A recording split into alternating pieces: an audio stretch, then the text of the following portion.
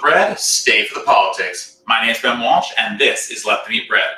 This week on Let Them Eat Bread, we have a very special episode for a number of reasons. One, this will be a shorter episode than most of our usual episodes, so just be aware of that. Also, you should know that we have an exciting special guest for you, who I will introduce a little later. And I have an announcement to make for you all. If you're watching this right now, you should know that tomorrow at 8 p.m. Eastern Time, I will be going on my friend's podcast, Biting Commentary, to talk about foreign policy and what it means for you. So I'm very excited for that. So if you can, tune into Biting Commentary tomorrow at 8 p.m. And hopefully I will see you there. But this week we have a great bread that we're making. We are making a slow cooker bread. So this is going to be a no yeast, no knead, no oven bake bread for busy people. It's going to take a couple minutes for us to throw together, and then we are just going to chuck it in the slow cooker and let it go for a couple of hours. It's going to be really easy to make, and hopefully this is a bread that you can make when you don't have time to do anything else. So let's get started. First thing we're going to do is we're going to mix up our dry ingredients here. So I have 3 cups of our self-rising flour here. So we're going to sift that in. So if you don't know what sifting is, essentially what you're going to do is you are going to make sure that you are using a sieve or a colander or something like that to just try and get out all the clumps in the flour. This allows the ingredients to mix better together. And you can do this for any bread recipe, but for most bread recipes where you're kneading, you're actually going to get all the bread and things in together, so you don't have to worry about it too much. Because we are not kneading our bread, it makes a lot more sense for us to sift all the dry ingredients so everything gets mixed together. The next thing, I have 2 teaspoons of baking powder. This is going to be our chemical leavener. As I said, we're not using yeast today, but we are using a chemical leavening agent to make sure our bread rises nice and tall. Last little bit, just sugar. This is not really going to add a sweet taste. What this is going to do, it's going to enhance some of the flavors we already have here. So don't worry too much about that, and just sift that in as well.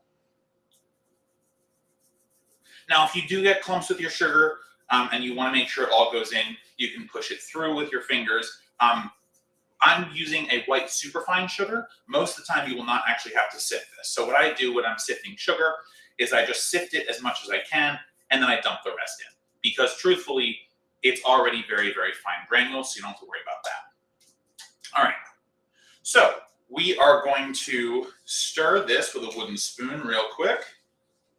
Just bring this together. Then the next thing we're going to do is we're going to add our herbs. So in this dish here, I have 1 teaspoon of paprika, 1 teaspoon of freshly ground black pepper, 1 teaspoon of pink Himalayan sea salt, 1 tablespoon of Italian seasoning, 1 teaspoon of onion powder, and 1 teaspoon of garlic powder. And we're just going to dump all these in here. This is going to be a nice savory bread. It's going to be wonderful with butter and olive oil. It's going to be wonderful for sandwiches as well. And we're just going to stir this all together, just creating a bread with some nice savory flavors in it. Now, if this looks a little bit like it could be a pizza dough, there's a good reason for that. We're using a lot of the same ingredients as you would use for pizza, with the exception of the chemical leaveners. So it's not the same recipe. You should not use this for pizza dough, but it is going to look and smell a little bit like that. Next thing we're going to do, I have grated some cheddar cheese. We have about a cup of this if you want to substitute for mozzarella, or if you don't want cheese at all, that's fine. We're really not relying on the moisture from either of these cheeses to kind of do any major work here.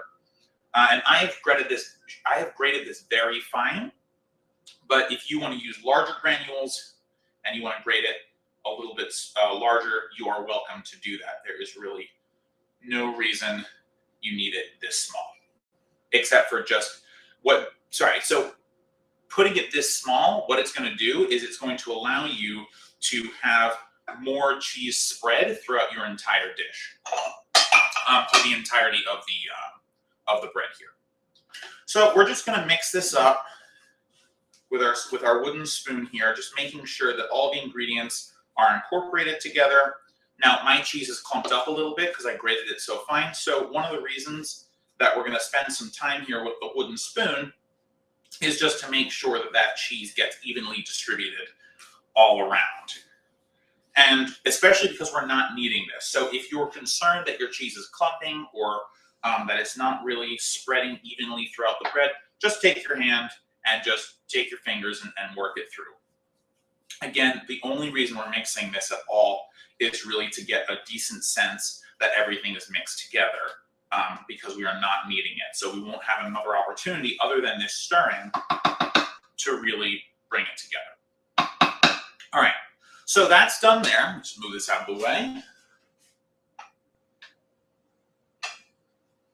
The next thing we need to do is add our liquid. So as usual, we are going to create a well.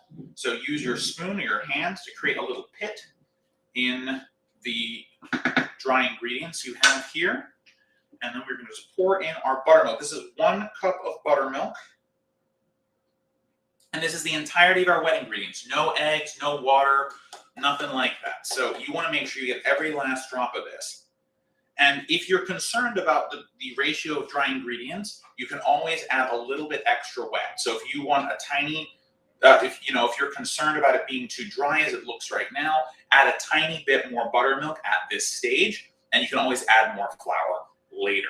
So there's no real reason to worry about moisture, because you can put a tiny little bit more in. Again, like I always say, it is easier to dry out a wet bread than to rehydrate a dry bread. So we're just going to make sure we get every drop of this. All right.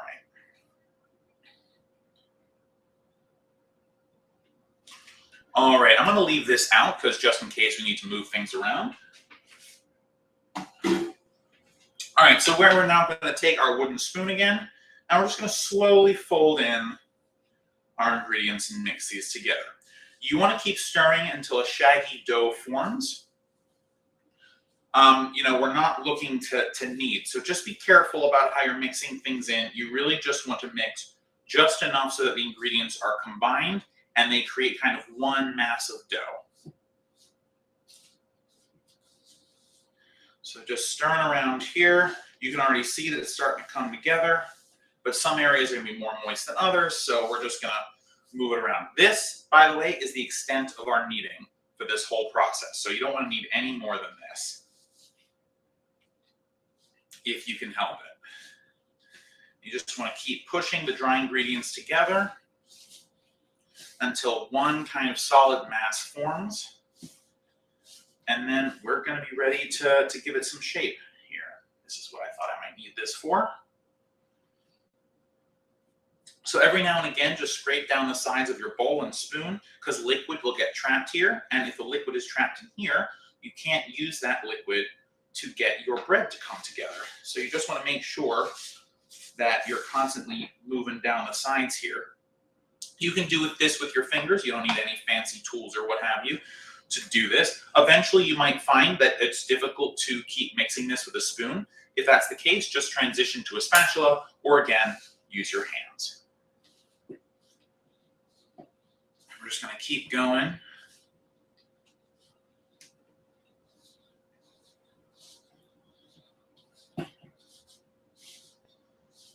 Now, be aware that a lot of this dry ingredient is going to sit at the bottom of your bowl. So just keep moving it around. Try and get everything incorporated to the best of your ability.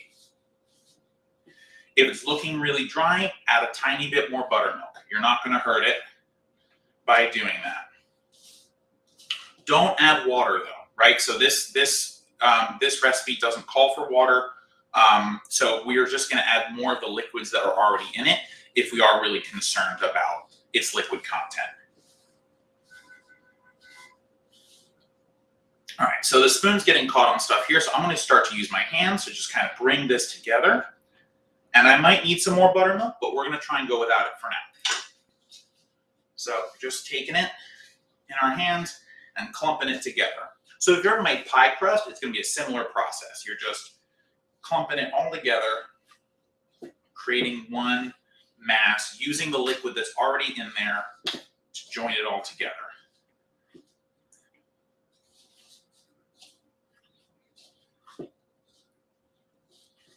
And again, trying not to knead. You're really just trying to combine together. So see, I have much more of a single batch of dough here, but I am going to add a little bit more buttermilk just because we are a little bit on the dry side. So if you are adding a little bit more buttermilk, you want to do it a tiny bit at a time. Think like a tablespoon or so at a time. Really not much. Because again, this isn't really meant to be a very wet dough. So just keep going until everything is all combined. Because then we're going to shape our bread and get it ready for the slow cooker. And this might not look like it's going to rise, but I'm telling you, it is going to. It's got lots of chemical leavener in it. We are using a chemical leavener that we put in, but also self-rising flour has chemical leavener in it. So that's what makes it self-rising. All right, so I've made this dough a little too wet now, but that's okay. You can see that it's a little sticky. It's all right. So what we're going to do now, this is kind of one solid mass. It's great. Just spend another second just getting that into ball form. Making sure it's all together. Is we're going to put it out on our work surface here. We need to flour it up first. Let's put this over here. Take a little bit of flour and just flour this work surface, make it easier for us to work with. Now remember, no kneading. So what we're going to do, we're going to take our dough out, and we're just going to lightly roll it about in the flour, and then we're going to shape it however you want. So you're going to use the cupping motion with your hands. Your hands are going to sit like this. You're going to use your pinkies and your ring fingers to shape the dough however you want. Okay, so just, I'm going to make mine into an oval because I have an oval slow cooker. And that's kind of the shape I want it to take when it's done. So just keep shaping it until you're satisfied with it. Mine's going to look a little bit like a football. It's all right. And if you want a round one, just make it into a round one. So you can see I've almost got the oval shape where I want it. So I'm just going to keep working it a little bit until I get it that perfect oval shape that I want. All right. Perfect. So you can see now that I kind of have my oval football shape here of my bread. So now what we're going to do with it, well, now I'm unsatisfied with it. Give me 2 seconds. There we go. All right, so now we're going to score it. So if you made a round loaf, you're going to score it right down the middle. You're going to score it 2 ways. You're going to do right down the middle and then widthways. But because I made a loaf like this, an oval loaf, I'm actually just going to score it with a sharp knife right down the middle. And you want this cut to be about only ½ an inch deep. All right, so our dough is ready. What now? So the next step is going to be prepare our slow cooker for this loaf, okay? So what you're going to do is you're going to take 2 pieces of parchment and you're going to push them into the bottom of your slow cooker. Let me show you. So here's my slow cooker. You can see there are 2 sheets of parchment here. Just push down in. And then we're going to take our bread and we're just going to plop it right in, making sure that it is surrounded by parchment. So take a look. You can see it's right in there. And just make sure that's in the middle. We're going to set our slow cookers to high, and then you're just going to let this sit for 2.5 hours. You do not have to do anything to it, okay? So 2.5 hours, this is going to sit here, and you can go mind your business, do laundry, do chores, whatever you have to do. At 2.5 hours, you're going to come back, and you're going to just turn it over, okay? Once you turn it over, that is going to be your cue to, that is going to be your cue to turn it over and give it another ½ hour on high, all right? That's all you have to do with this. It is so, so easy. I can't wait to try it. It smells so good. When it's done and you've turned it over for that ½ an hour, it should look done. However, if it doesn't, just keep it on high for a little bit longer and check it every 15 minutes, okay? So again, our usual test for a done bread is you're gonna knock on it with your knuckles. If it sounds like it's hollow, then probably is done. Or if you have a thermometer, which by the way is the much better way to test something like this, put it in and just make sure it hits 200 degrees. Usually we say 205, but for this recipe, it's gonna be all right because there's no raw eggs in it. We're not really worried about that. So 200 degrees is gonna be just fine. So before you set this to high, you're probably wondering, well, my slow cooker creates a lot of moisture when I am cooking with it. Glad you mentioned it. So you are actually going to put a towel between your bread and the lid. All right, so you're just gonna cover this like this, and you're gonna put your lid on top, and the towel is gonna make sure that any moisture that comes out of here does not drip on your bread, okay? So we're gonna take this, we're gonna set it to high for 2.5 hours. And our guest, and then we will start to talk to our wonderful guest. Be right back.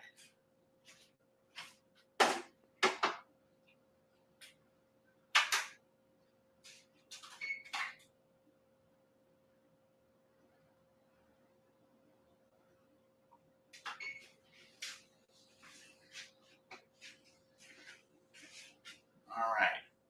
So our timer is set. And now allow me to introduce you to our guest.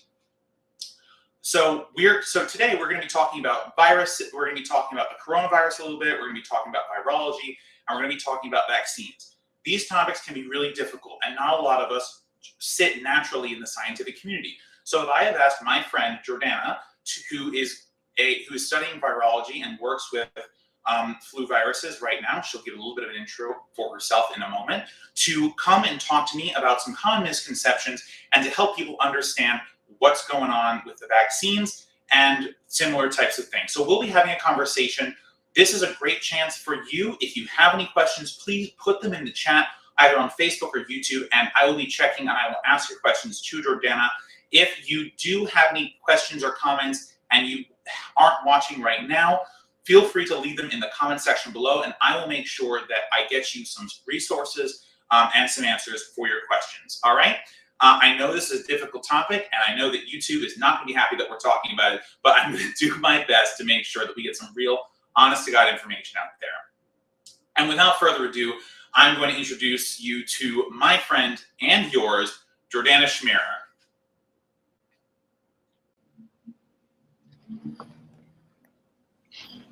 Hey, Jordana, welcome to the show. Hey there, can you hear me okay? I can hear you great. How you doing? Perfect, pretty good. Good. Well, thanks for coming on. I really appreciate your time. Yeah, happy to be here. So tell us a little bit about yourself and what it is you do. Sure. So as you can see, I'm currently in lab at work. I am a second-year PhD student at the University of Rochester with the Department of Microbiology and Immunology. I specifically work on flu research, and I look at how the flu virus adapts itself to better transmit and function in humans. So viruses are a near and dear topic to my heart. Hopefully not literally.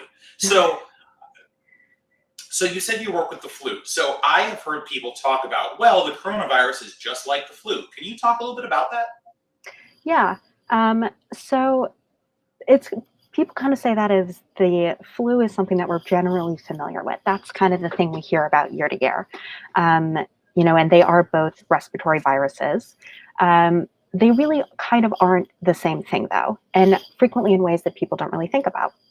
So for instance, one of the ways in which COVID is significantly different from the flu, which has made it difficult to control, is that COVID generally has asymptomatic transmission, which is not something you tend to see with flu.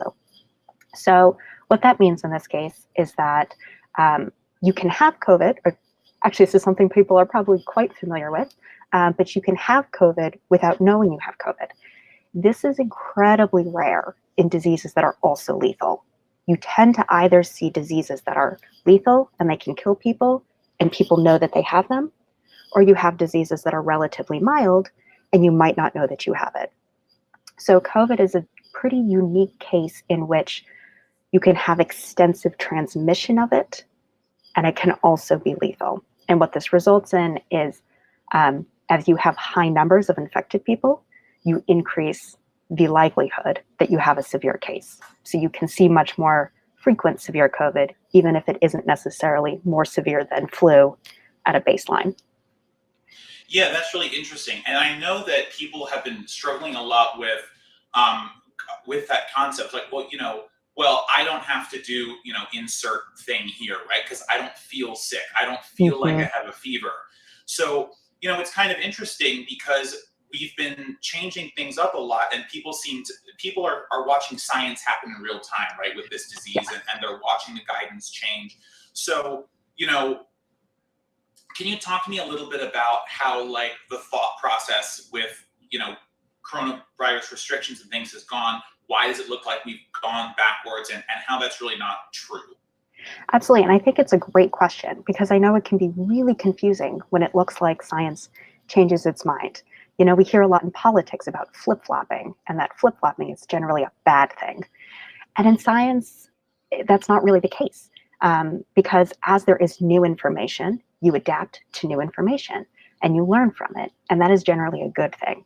So, at the very, very beginning of the pandemic, when we recommended no masks, it was because our general understanding of viruses is that you don't see asymptomatic cases in a highly lethal virus. And therefore, the original assumption was you don't generally have asymptomatic cases, and therefore masks are not as necessary. We pretty quickly learned that that wasn't true. We did our research, we paid attention, and we found that asymptomatic transmission was somewhere like 20-25%, which is incredibly unusual. And that led to the suggestion of actually masks are highly protective, given what we've now learned. And that's kind of been the trend throughout the pandemic, is that as we've learned, but B, as things have changed on the ground and the circumstances have changed, things that were once not true become true. So, for instance, as you're seeing kind of masks come back with this Delta variant, mask wearing could be relaxed for a while, because our understanding at the time was that if you were vaccinated against the existing strains of coronavirus, you were very well protected and that you were generally safe. With the emergence of Delta variant and a lack of vaccination in certain areas, unfortunately, you've seen the mask become necessary again. So, it does definitely feel like, well, they can't make up their mind. But what it is as we learn more and as things change, it's important to respond to the new reality.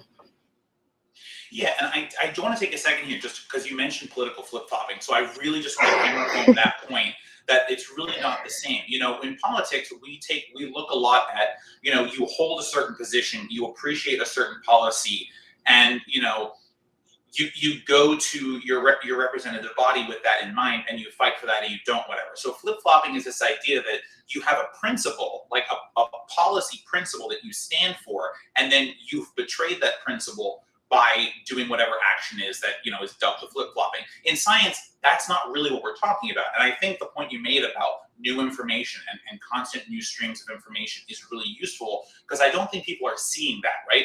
I think people are seeing that, they're seeing these authoritative sources, the CDC, the White House, and things say, okay, well, now we're doing this, or their governor saying, now we're doing this. And that seems like it's a flip-flop. And partially because it's coming from politicians who are inherently untrustworthy on their face, it can look a little bit like that. But I really appreciate you taking the time to talk about that, like, well, no, we're just kind of watching the science happen, and most of us in our lifetimes haven't experienced that. So, and actually, I'll give you an example from my own day-to-day research. And I will say, because one of the most important things in science is admitting, I don't know, or I thought that was true, and it's not. So for instance, I won't go into the details of my specific research, but, I was looking at one mutation and we thought it was doing A. And I was like, okay, I'm going to pursue and check if it's doing A. And I did a whole experiment, took me like a week to do, and I get the data back and it goes, it is not doing A. It is doing something, but it is not A. And so we had to kind of go back and reevaluate, okay, it wasn't that. What are the other options? What are the other possibilities? And how do we now restructure thinking what processes are being impacted here? So it's a very common thing in science to go, I think it's this. And then you test it. And sometimes you're wrong, and that's okay. Yeah, and again, we just don't have that in politics, right? It's just, it's not really something that happens. It's sometimes it will, and it's very rare, but it's very difficult, and people are very much triggered is the wrong word, but are kind of primed, to use a scientific term, Yes. To think about things as definites. I want to go back to something you said for a second that I thought was interesting, and kind of I've heard a lot about. People are saying, well, I'm vaccinated, so why do I have to wear a mask? Or everyone in my community is vaccinated, why do we have to wear masks? Can you talk a little bit about the difference between getting the vaccine, and we don't have to talk about the science of it just yet, we'll get there, but just like from a base perspective, like, I'm vaccinated, I got the J&J, and everyone on the channel knows this, and I still wear a mask going around. So can you talk about a little bit about, the complaint that, I got vaccinated, why am I having to wear a mask? What's behind that, and what's the science? Absolutely. And it's I also really appreciate having the opportunity to talk about these things, because I really feel everybody should be vaccinated. But I understand if you don't understand it well and you have questions about it, it can feel scary to do that. So I think it's great to have these open conversations to answer people's questions. So part of the reason we're asking for masks again is it is generally in places where vaccination status is unknown. So because it's kind of been hard to control, right now the general guidance is everyone just stay masked. Because essentially what's happening is that with the Delta variant, we're noticing more breakthrough cases. What a breakthrough case is when a person who is fully vaccinated gets COVID. It's relatively rare, but they are occurring, which is something that was very expected. This is not shocking, it's not surprising. This happens with every vaccine, and can certainly talk more about it. But one thing it's important is that the vaccinated person originally we thought didn't transmit. We now understand that there's some level of a vaccinated person with COVID can transmit the virus. If they are transmitting and existing only to vaccinated people, the vaccinated people are much less likely to get infected, even if there's a vaccinated person infected. Where the issue comes up is if that vaccinated infected person is interacting with unvaccinated people, because now the rate of transmission can be relatively high to people who don't have the protection. So the issue we run into is that we essentially need to stop transmission. And ideally, we would like to stop it by everyone being vaccinated, and both a potentially infected person and a potentially to be infected person are protected. If that person who could be infected is not vaccinated, the only way we have to protect them right now is by masking up and containing the infection to yourself. So vaccination is really important, A, because it does protect you. It keeps you from either being infected or from getting severe disease. But also it's incredibly important for your community, because you might be the point at which transmission stops in your circle. Yeah, that's really helpful. And I want to go back for a second. You mentioned about, oh shoot, what was I just going to say? It had to do with the mask. Oh God, this is the worst. I literally was thinking about it, and then you stopped talking, and I couldn't. All right, maybe yeah, I know. Yes. Bing. Yeah. All right, so I'll just move on to my next question then, because I totally forgot that, and it's really embarrassing. I'll be here. Thank God. Thank God. So, another word that we've kind of heard thrown about is viral load. Can you help us understand what that is, explain why it's not sexual, and what it is that we are supposed to know about it? What does it mean? So viral load essentially just means the amount of virus in you. And that is a high, so the easy way to think about it is a high viral load means a higher likelihood of transmission. A lower viral load means a lower likelihood of transmission. It's viral load has to do with, say, every time you sneeze, how much virus did you just put out into the air? Use a tissue, people. Come on. Also, yes, please. Masks are also good for protecting. If you sneeze into them, you can just change it. But so, part of this is, and I'm a little behind on the side, on the actual details of whether the vaccine lowers viral loads. My understanding, and I am hedging this, so if anyone sees anything different, trust what you read from good sources. But my understanding is that the vaccine does not inherently lower viral loads in vaccinated people who get COVID, which is why you can still see some level of transmission. I believe there was a New York Times headline that said something of like, vaccinated people transmit at the same rate as unvaccinated people. And that is both correct and incorrect. It's correct in the sense that if a vaccinated person gets infected and an unvaccinated person gets infected, they both are producing virus, and that can be transmitted at the same likelihood. However, the likelihood of being infected and being a vector of transmission is significantly lower if you are vaccinated. Does that answer your question? Yes, I think it does. You didn't reference why it's not sexual, but that's okay. Oh, I did not. It's because it's in your nose. Viral load tends to only relate to your pulmonary system, and it's I would hope that you're maybe not using your nose in various sexual ways. We're not kink shaming here, okay? But we don't shame. We don't We shame don't shame. anyone. So I remember what I was going to say before. So essentially, everyone has what's their life complained. Well, I got the flu vaccine, but it didn't work. So I'm going to ask you why that's not true. But I want you to think about it in the same way.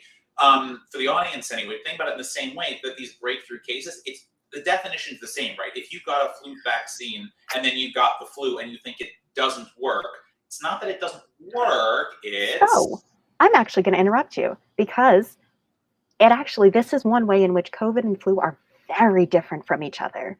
The flu vaccine actually has relatively low efficacy, relatively. The coronavirus vaccines are incredibly good. I mean, these vaccines have a higher rate of effectiveness than anything we could have hoped for. The flu vaccine is anywhere from 30 to 60% effective. There's a real likelihood you got your flu vaccine and it might not have worked. And I would love to talk more about that because, again, flu is my bread and butter. Yeah, please do. Really quick, so the coronavirus vaccines, when these were being developed, the goal of the scientific community was 50% effectiveness.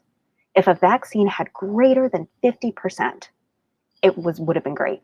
That was what we were looking for. The fact that Pfizer and Moderna came out with 94, 96% effectiveness. I mean, I remember reading that. We read the actual published papers in my immunology seminar. And we almost didn't believe it because that is incredible. It's something that we will never get with flu probably. So the coronavirus vaccines really are absolutely incredible in terms of their protection against the original version of SARS-CoV-2, as well as even the Delta variant. They're very highly protective. Even, I believe I saw that the J&J vaccine is 57, 60% effective against Delta variant, which again, is a great number to see. So before we get into what exactly those numbers mean, I do want to go back to the flu point just for a second. So can you talk about why it's so low and help people understand? Because the thing is, the flu vaccine is it's in the zeitgeist. I mean, it's a cultural thing. Your every September or whatever, your local pharmacy, your Rite Aids, your CVS, they all put up their little fun signs, come and get your flu shot free, covered by your insurance, yada, yada, yada. And everyone does it. And it's just a thing that we're used to doing. You get a flu shot every year. So can you briefly talk a little about, why those numbers are so low that you mentioned earlier, that 30 to 60%, and also why are we getting a flu shot every year? Yes. And I'd like to preface all of this by saying, please continue to get your flu shot. Your flu shot is so, so important. And as mentioned before, and something that's so important to keep in mind when it comes to public health issues is that risk mitigation is what matters. We're not looking for elimination. We're not looking for no disease. We're looking for reduction in disease burden. We're looking for reduction in disease severity. Get your flu shot. So part of what makes flu different and why we are seeing fewer COVID breakthrough cases, and we do actually see flu breakthrough cases is because the you guys, people have heard of the spike protein for COVID-2. Yes, that sounds familiar. Yeah. So why don't you just explain what that is a little bit, just so people have a sense of it, and we can go from Perfect. Okay. I wish I had thought to like have a diagram with me. I didn't think that far in advance. But so the important thing is if you've ever seen like kind of the diagram of the SARS-CoV-2 virus, it has a circle and it has little spiky things all around it. It's called the crown. That's where corona comes from. Those spiky things on the outside is the spike protein. And what the spike protein does is that's how the virus attaches to your cells and it gets in. Essentially, it infects you by recognition of that spike protein to your own cellular receptors. So that's what all the vaccines have been designed against, is the spike protein. And you tend to see a lot of the variants come in mutations in that spike protein, which help it better adapt. So maybe the original one was like this, now the Delta variant is like this, and it can more easily get into your cells. It's just an example, it's not specifics. Sure. The difference, so flu also has little things on the outside. It's called glycoproteins for flu, just proteins on the outside. The thing is, flu is what's known as a segmented virus. So SARS-CoV-2 has one genome. Its genome is just one long thing. All of the genetic material that makes up the virus is in one strand. Flu has 8 different little pieces of its genome. And what this means is why we have been so worried about flu, we are still worried about flu, is flu can mix and match its genes. So some of its genes can be things that are already adapted to work in people, and some of its genes are totally brand new that our immune system has no idea what to do with. And so flu will swap out the things on the outside of its virus every year. That's the seasonal flu. And some years we're able to predict that really well. And the vaccine that we make with the proteins on the outside matches really well what the seasonal circulating strain is. And some years the prediction is not as good. And some years the circulating strain is different enough from the vaccine that we don't have very high match and you don't have very high protection. Interesting. Okay. It's fascinating. Yeah, no, it is. And actually, I have one last question about the flu, and I have to go back to coronavirus. So just running some quick numbers in my brain. So there's 8, that's 8 exclamation point, right? So there's 64 variants of the flu. Is that wrong? Are there more? Are there fewer? No. So the important thing is, so it has 8 gene segments. Only 2 of those are on the outside. So I'll throw some like acronyms at you. You let me know when it starts to get confusing, okay? I can always scale it back. So the flu has... I'll just write them in the flower here. I know, I should have gotten a little diagram for this. These really cute cartoons of it. I have actually, let me see if maybe one of the papers I have right here has a pretty diagram. Sometimes they do. I'm a huge fan of pictures. Pictures are super helpful. So basically, flu has its 8 segments. 2 of those, we're going to keep this easy, 2 of those are on the outside of the virus. Okay. That's essentially what binds our cells, and that's what gets in. So those 2, so have you heard of H1N1, H3N2, H5N1? So H1N1 was the swine flu of 2009. 9. I was going to say 8, so okay. So 2009. Okay. So that was the swine flu. So we all kind of knew it as swine flu at the time. So yeah. So what do those letters mean? Just real quick before you go. Yes. So what they stand for is H is hemagglutinin and N is neuraminidase, and those are just the proteins on the outside of the virus. So all flu have hemagglutinin and neuraminidase, and the hemagglutinin is what binds and it gets into the cell. The neuraminidase is what cleaves it and lets it release virus, and that way you get spread of the virus. Bad for us, good for flu. So, and it's really, so it's there are, my PI would be mad at me, there are 17 different hemagglutinins and 9 neuraminases. So those are the things that swap. So that's how, if you've heard of bird flu is H5N1. The swine flu is H1N1, and it's called swine because it trafficked through pigs into humans. So its origin is swine.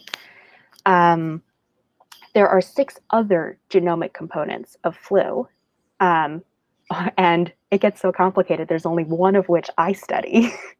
So it's at the research molecular level, we really break things all the way down in order to better understand what it's actually doing.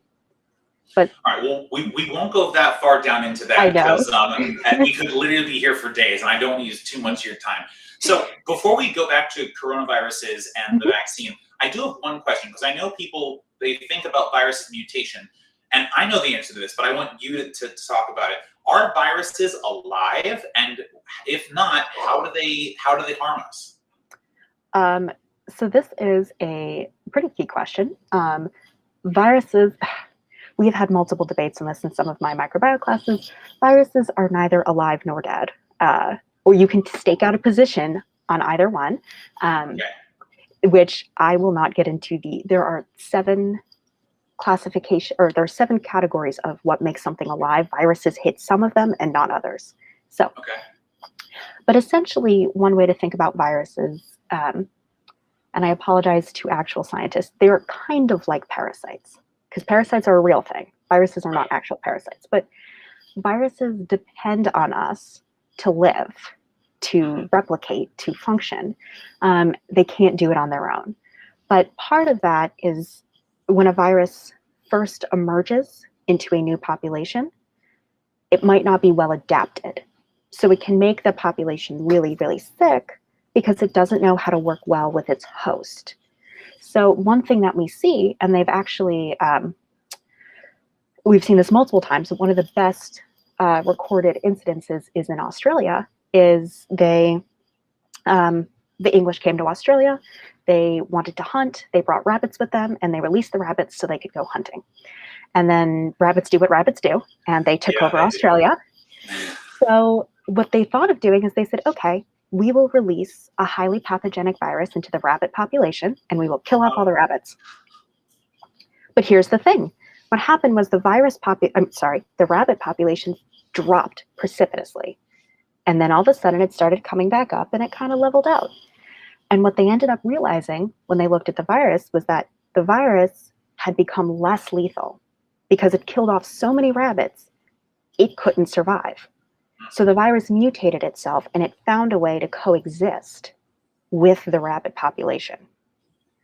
So part of why viruses make us sick at the beginning, the reason we see pandemics, is they come into our population and kind of shock us. The virus doesn't know how to work with us. And then eventually you kind of reach an equilibrium. Interesting. So speaking of mutations and variants and things, I want to go back to coronaviruses real quick. Well, so first let's talk about the efficacy numbers, and then we'll talk about mutations. So you were talking earlier about how how scientists were really hoping that the vaccines were that had an efficacy of at least 50%. So first of all, what does efficacy mean in this context? And just to the best of your ability, and why is that 50% number so important? So this is a great question and a great opportunity to explain to people of even experts in their field are always learning. I checked this question because I realized I wasn't entirely sure the difference between efficacy and effectiveness. And you see those 2 numbers, and they are not the same thing. So the efficacy number is what came out of the clinical trials. So those are generally controlled trials with placebo groups, and we see that that's what has been studied. Effectiveness numbers are going to be lower because effectiveness is what happens in the real world. So it will involve a much higher number of people who have complications and real world issues. So part of the reason we're hoping for, again, it's risk mitigation is what the objective in most public health campaigns is. And so we're really just looking to reduce the amount of harm that's done to individual people. Exactly. So that 50% number it's not a calculated number. It's just this is a great benchmark because if the vaccine is 50% effective, let's say, and if we get it to everybody, then we are looking at least a pretty decent amount of decline. The fact that we ended up seeing 90% from Pfizer and Moderna, and I believe it was 70 something efficacy from J&J are great numbers. That's really great.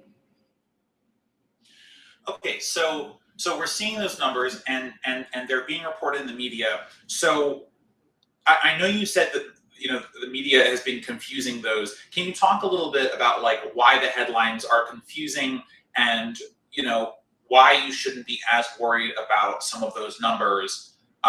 Because these vaccines are out in the world, right? Doctors are prescribing them. Our public health officials are saying to go get them. Many people's personal GPs, general practitioners, your regular doctors telling you that you should get this. So why should we be not as concerned about those numbers? And why is the constant screaming of those numbers, even if they don't look 100%, not as problematic to us? Like, why don't we need 100%, I guess, is the real question here. So part of, some of this is going to be me stepping outside my scientist role, because I do think a lot of the media coverage at this point is a reaction to kind of how scary this was. This is something no one in our lifetime has really had to encounter before, of a thing that we don't understand, that is making people sick, that we can't control, and having to lock down for months when we thought maybe it was only going to be 2 weeks. So I do think a lot of the coverage has to do with people hedging bets and being understandably kind of scared about what the situation is. So I really can't begrudge, people going, well, what if, or I'm worried. In terms of we don't need 100%, is you don't need the vaccine to be 100%, but you do need vaccine uptake to be as close to 100% as you can get. So for instance, people have heard the word herd immunity all the time. In order to reach herd immunity, we need about somewhere 70 to 90% of the population to get vaccinated. Even if that vaccine, real quick, can you just define what herd immunity is? Because we've heard that word, but I don't think a lot of people really understand it. Of course. So herd immunity, if all the way back when we were just talking at the beginning, I was explaining to you that even if you as a vaccinated person get infected, transmission stops if you were only surrounded by vaccinated people. The likelihood of transmission goes down, even if one person gets infected, as opposed to if one person's infected and everyone around them is unvaccinated, transmission can continue. What herd immunity essentially means, herd immunity refers to the situation in which everyone around you is vaccinated, so transmission will essentially stop. It doesn't mean no one gets infected. It means transmission decreases. And again, great. Thank you. Of course, it's something I saw on the internet. Dr. Fauci has given a couple interviews about this, and he has mentioned both a 70% number and a 90% number, and people say, well, you're changing your mind. And it's no, part of it is 70% could have been enough, but with more contagious variants out there, maybe we do need a higher percentage of people vaccinated. So the key takeaway here is the vaccine itself doesn't have to be perfect, but we all do need to take the vaccine. Right. Everyone who is medically able to do so. Yeah, and by the way, again, like we've been saying, if you have questions about whether you're medically able, talk to your doctor, right? The person who knows you best, who has been evaluating your body for as many years, whatever. They have all your charts. They know things like your allergies and whether you're immunocompromised or what have you. Talk to your doctor. I know it sounds like one of those stupid commercials, but like really do talk to your doctor about the coronavirus vaccine if you have questions, because they will know what's best for you. So you mentioned mutations. So we have all these fun Greek letters running through our media. So can you talk to me a little bit about how, if how the virus is mutating the specific one, why it's mutating, what that means for us? Just kind of give us a rundown on what mutations for this virus are, and what do they all mean? So I think the most important takeaway here is that viruses will mutate. It is what they do. And mutation in and of itself isn't really a problem. It's where our problem comes up is you don't want to give the virus a statistically large chance to find the right mutation. So essentially what these mutations are, the ones that the variants of concern, variants of interest, are ones that help the virus better infect us, better transmit, better operate. And it can only find those essentially by rolling the dice. And it rolls the dice every time it infects a new person, every time it infects a new cell, which is part of the reason we so strongly recommend vaccination and stopping transmission. Because every time it does, we run the likelihood of a new variant emerging. I won't get super into the details because I'd have to explain, viral life cycle to you. But essentially, the way most of these mutations are working is that it's better enabling this kind of lock and key between the virus spike protein, and your cell. And that better fit means that it's a higher likelihood of being able to enter and infect. There are slightly different mechanisms for each of the different mutations. Also keep in mind that people are studying this right now, and we don't necessarily know exactly which pieces of it it's affecting. But I think the really important thing to keep in mind is that with increased transmission, we are looking at increased likelihood of variants. Right. And again, whatever the percentage is, however low it is, right? I mean, we're talking about a virus that has gone through tens of millions of people, right? So even if the number is really, really tiny, you get to a point where eventually you're going to have a mutation, right? Even if it mutates like 0.001% of the time, it only takes 1 million people for... And it doesn't. It mutates quite a lot. Right, but even if that was the number, right? Even if it was that low, and it isn't, just to clarify, but even if it was, it only has to get through 1 million people. And at this point, it has infected tens of millions of people. So even if we were relying on that number, we have tens of variants, right? And obviously, some of them will be these variants of concern. You did mention variants of concern, variants of interest. I would love you to talk about what that means, and then translate some of the Greek alphabet soup that we are getting out of our public health officials. Yes, so I will start with the Greek alphabet first, because the purpose of the Greek alphabet was that originally these variants were being referred to by where they were first identified. And this is importantly not where they first came from, because we don't inherently know. So for instance, you heard of the UK variant, you heard of the South African variant, you heard of the Brazil variant.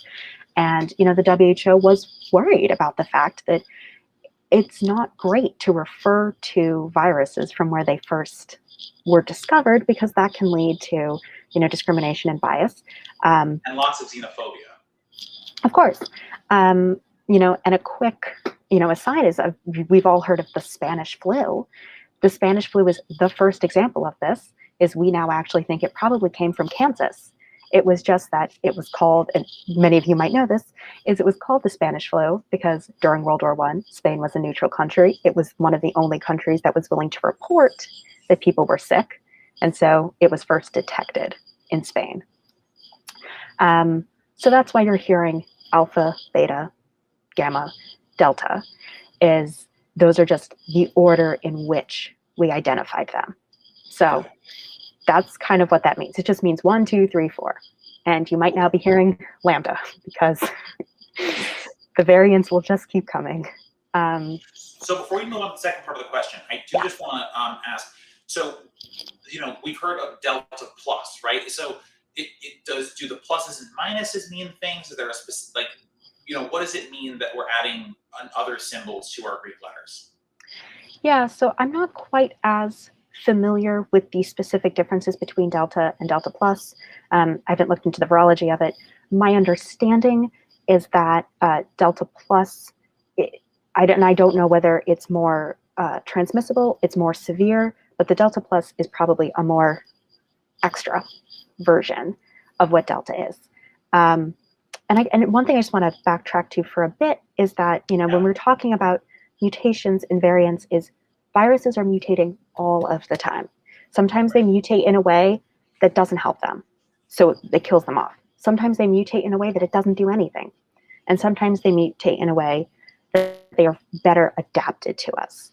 So I think that's something that's really important, is that the virus isn't mutating to be worse for us. It's mutating so that it can make more of itself. That's its only goal. And so what it will do is once it finds mutations that help it better replicate, which means it's better adapted to us and it can better work with human physiology, you'll get more of it. So Right. it's just natural selection. And Great. repeat the second part of your question. Yeah, I was just going to do that. Yeah. I'm glad one of us remembered to do that. So talk about what a variant of concern is. What was the other word you used? Variant of interest. Variant of interest. And while you're doing that, if you don't mind, just talk to us a little bit about who makes those delineations and why. Yes. My understanding is that this all comes from the WHO, the World Health Organization. So they identify variants of concern, variants of interest, and they kind of make that distinction between them. So variants of concern are the alpha, beta, gamma, delta, and now lambda. These are the ones that we are actively worried about. These are the ones that are emerging and that they tend to replace the virus that came before. Because again, they will outcompete, they will outreplicate. And so you primarily will see more of that one. The variants of interest is kind of a step down.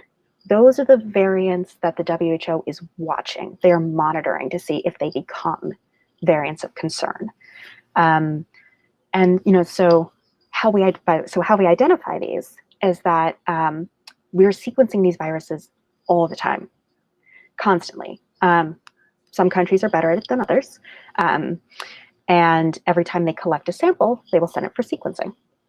And what they do is that they monitor those tests and they go, was this Delta?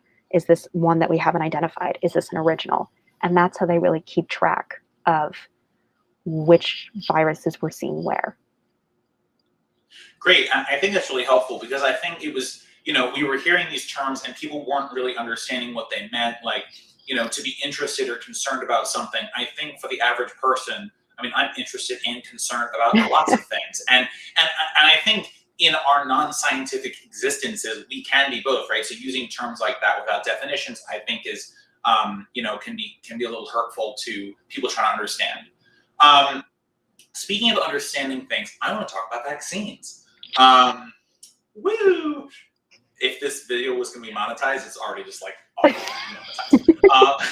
That's okay. I'm not making any money from this. So one of the things I've heard a ton about is, well, this vaccine was made lightning fast, and we even had this project. The Trump administration, love it or hate it, you had the Operation Warp Speed, which needed a better marketing department. But so to talk about so let's not talk about the operation itself, but what does the mass input of government money do for this type of research, and why the research was done, quote unquote, so fast? So actually, the development of this vaccine really didn't rely on government funding. It didn't rely on Operation Warp Speed funding. Very careful about that. A lot of research is funded by the NIH, the Department of Defense, and we are very grateful for their funding opportunities. Thank you very much. Government does fund so much research, and it's very important. In this case, the speed of the vaccine was not really dependent on that for two reasons. One, there are the content that goes into a vaccine that is specific to the virus, and then there's what's known as the vaccine platform. And this is kind of what that virus information is mounted on. So this is that mRNA vaccine. That's the vaccine platform. The J&J vaccine is what's known as an adenovirus vector vaccine. The adenovirus is the vector, or it's the platform rather, that we use to give you the vaccine. If you've ever had a kind of flu shot in your arm, that's a inactivated flu vaccine. So both of these, the reason this vaccine was able to be so quickly developed is that both of these pieces of information were already kind of in place when the pandemic happened. So one, SARS-CoV-1, which SARS-1, people are familiar with from 2004 outbreak, could have been much worse than it was back then. But that really spurred people to be doing coronavirus research. And SARS-CoV-1 and SARS-CoV-2 are in the same family of viruses. So they are relatively similar to each other. They're not exactly the same, but a lot of the research that had been done could be applied. And in addition, if anyone remembers, there was the Middle East Respiratory Syndrome, MERS, back in 2012. Yes. It's a very similar virus. So the research that had been done for SARS-CoV-1 and for MERS could be applied to how we protected against SARS-CoV-2. So that's point one. Point two is that the mRNA vaccine platform has actually been in development for about a decade now. So they've been working on how to make an mRNA vaccine for 10 years. And then once this pandemic happens, there is an influx of money and research, and everyone transitioned to SARS-CoV-2 research. I mean, my own lab, my lab mate, we're a flu lab. My lab mate's doing a SARS-CoV-2 project because she started during the pandemic and everyone was doing coronavirus research. So it really was the combination of this research had been ongoing for years. So the information was there. And almost every scientist who works in any related field shifted their attention to this research in the same moment. So you kind of had, a confluence of events that helped this come together so quickly. But people have been working on it for a long time. Yeah, that's really great to know. And because people talked a lot about, oh, well, a vaccine typically takes so many years to get going. But the truth is, we were kind of already doing that research beforehand. We just kind of needed to know what SARS-CoV-2 was about. And if I remember correctly, correct me if I'm wrong, I believe that the Chinese government was able to get the sequence out internationally very quickly after the discovery. It was about 3 weeks, if I remember. Yeah, which you can testify is lightning speed for something like this. Yeah. I also, and I do just want to point out we also got lucky. And I think it's important to recognize that luck did play some role in this, as it does with most scientific breakthroughs. People worked incredibly hard and right time, right place, because, again, flu, we've been studying for years, we've been working on this, and the flu virus does not lend itself to a universal, highly effective vaccine. It's one huge area of research. So we did get lucky, that this had a stable protein that we could design a vaccine against, and that was effective. It's fantastic. Yeah, and I think people don't really understand that part of it. So it's good to know that, one, we had a sense of how this was going to work if there was another type of COV virus, and then 1 + 1 = 2, right? We just kind of were able to put it together once all the information was there, and so it really actually did take the amount of time that a vaccine normally takes. We just didn't see it all because we weren't dying of it for 20 years, right? But there was, a decade or 2 decades of research behind it. So I think that's a really important thing for people to know, because I don't think people ever saw any of that. And people only started seeing these cases of virus come in, late 2019, early 2020, and now in January 2021, people are. I mean, it's not January now, just anyway. But in January 2021, people were getting vaccines, right? These vaccines had been approved. So speaking of vaccine approval, can you take a second to talk a little bit about what is emergency use authorization and why it isn't inherently different than FDA approval? Yes, I'm going to hedge a little bit because this is not my area of expertise. But I've followed it somewhat. It's emergency approval. A part of this is, FDA approval. It can be a very long process. There's a lot involved in it. So my understanding is that the emergency use partially is involved to help expedite a genuine response to an emergency. It does not mean that due diligence isn't done. There is, I am so sorry, I think it's VBAC.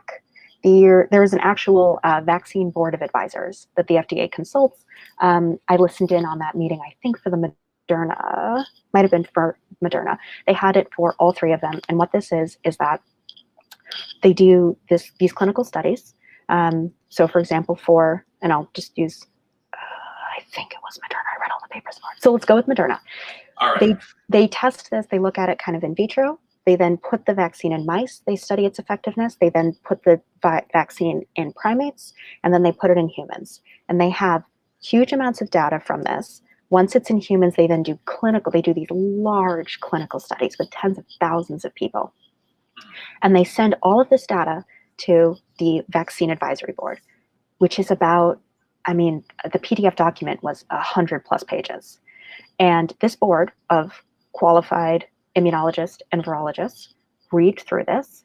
They have a day-long meeting where they bring in representatives from the company who's developing it, scientists who can speak to it, other doctors that can talk about its efficacy, and they debate the benefits of this vaccine compared to any side effects, compared to any other issues that might arise from this.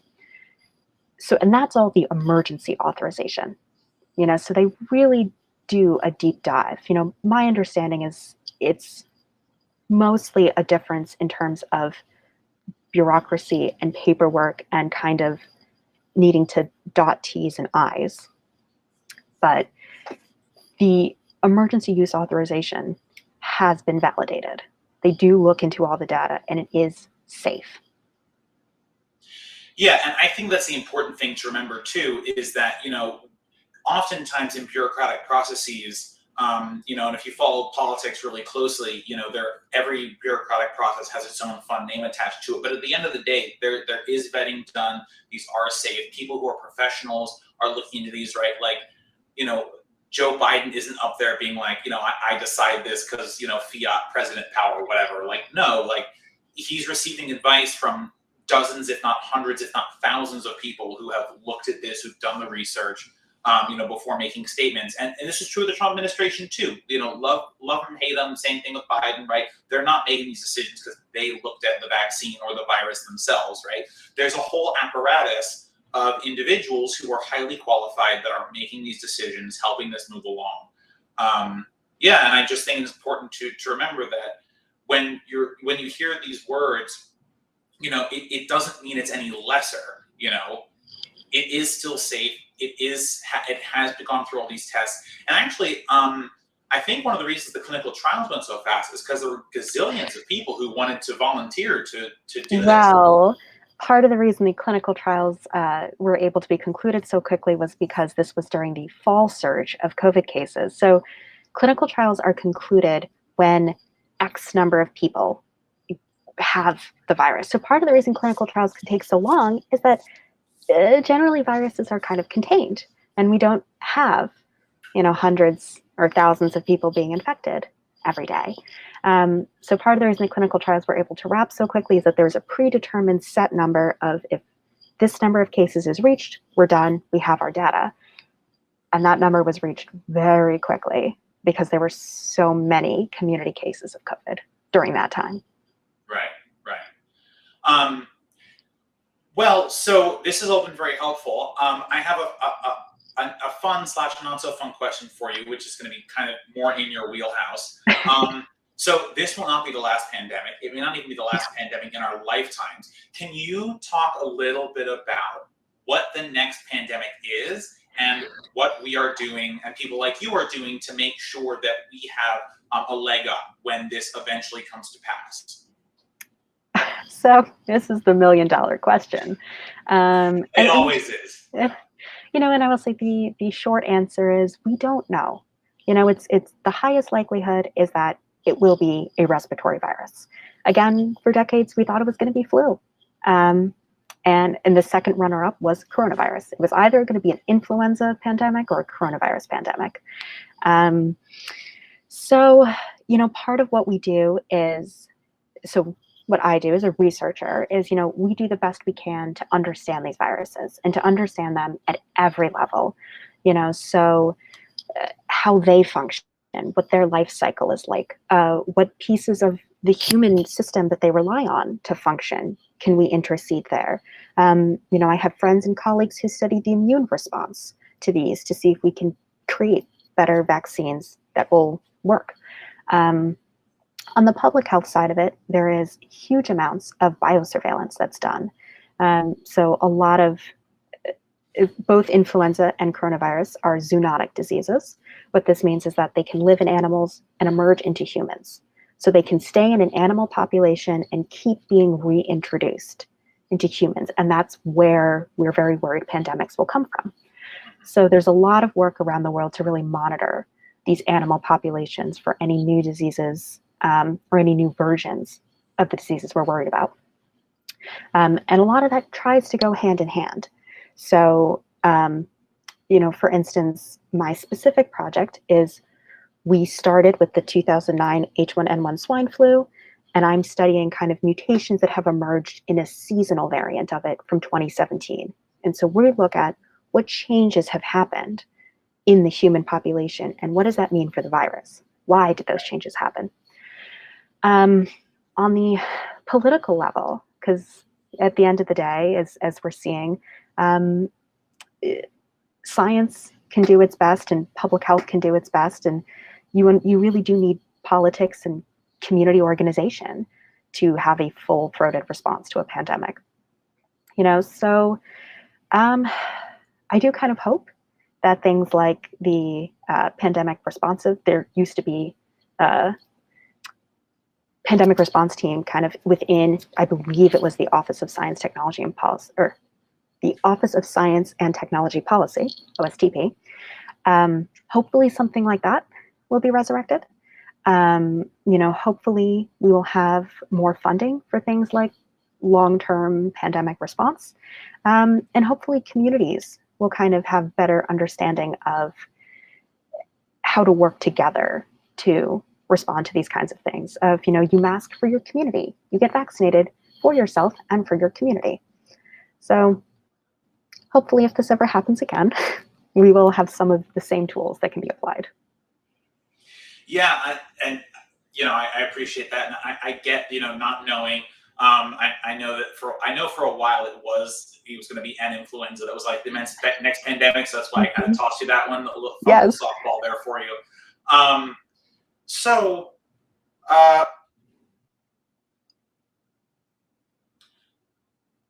If people have more questions, they want more information, where can they go?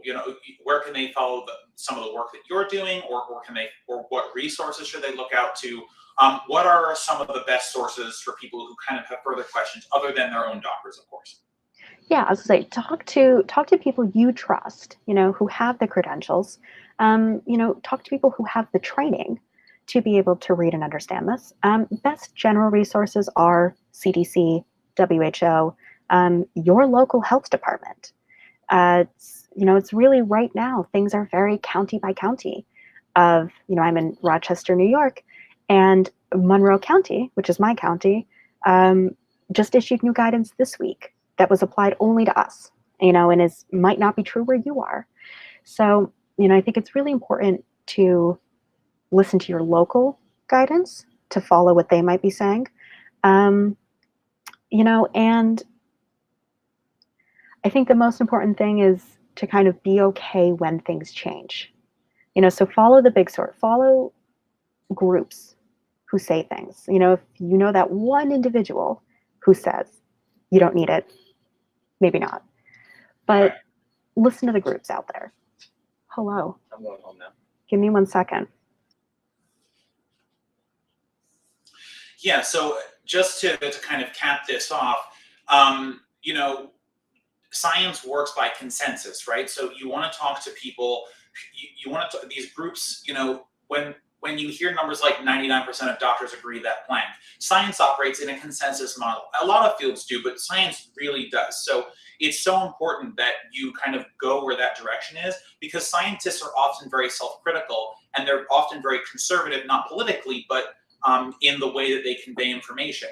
So if you're hearing something that sounds kind of fringe and off the rails and liberal, not to use that word in a political sense, then maybe just check in, with what the scientific community is saying, because oftentimes there will be vigorous debate, and there always is, but there will be consensuses that form, and that's where you want to get the information from, because these people are constantly saying no to themselves, and that's honestly a great way to do this. Jordana, I want to thank you so much for your time. I really appreciate the time you've taken to talk to us a little bit about this, answered some questions I know are pressing for people. Any policymakers that might be listening, fund vaccines, not war. And, Fund research. Yeah, fund research, not bombs. Yeah, exactly. Drop grants, not bombs. I can get behind that. But again, thank you so much. Thank you for coming on the show. We'll debrief in a moment after I finish here. But again, thank you so much for your time. I really value you and what you do. And yeah, is there anything else you any kind of finishing thoughts you have before we let you go? I think my only finishing thought, or I actually have two. One, if anyone listening to this has any questions, please send them to Ben. I am more than happy to answer them, because my second following thought is it's okay to have questions. It's okay to be confused or worried or not sure. This is a confusing and overwhelming situation. If anyone in your life is confused or worried about getting the vaccine, that's okay. I think giving people a place to ask their questions and a conversation about something that is so new to so many of us is really important. And on that note, though, I will encourage absolutely everyone medically able to do so to get that vaccine. Yes, please get vaccinated. Thank you again, Jordana. I'll let you go just for now, and we'll reconnect in a moment. Thank you so much. So guys, that was an excellent conversation. I hope you learned a ton. I did too. I will be rewatching this video just to make sure that I have my story straight. If you do have any further questions, please put them in the comment box below. Send a message to the Let Them Eat Bread Facebook page. We'd love to hear what you think about this conversation, whether you have any questions. And if you like this format, do you want more guests on? I would love to hear from you. Obviously, I love doing takes on some of what's going on, but we run a few weeks behind. This just is what it is. So we'll have some nice fresh takes for you for our next episode. Episode 20 will be a big one. But a quick note about that before we go forward. Let Them Eat Bread is actually going on a 4-week hiatus, unfortunately. There's just lots of things busy in my life. I just won't be able to film. I apologize, but we will be back the 11th of September. And we will have a brand spanking new topic to talk about. We won't talk about it the whole time. We will talk about the drawdown from Afghanistan, what it really means, and then we'll talk a little bit about a bunch of other things that are going on. Thank you so much for tuning in. And if you're watching this after the fact, thank you so much for watching after the fact. I really appreciate it. Let us know what you think. If you like this content or any of these questions helped you, feel free to share this content with your friends and family. As usual, we will have cut-ups for you of this interview on Monday. Enjoy your bread. Send us a picture of the bread you've baked. And thank you so much for watching. I'll see you guys next time. Bye now.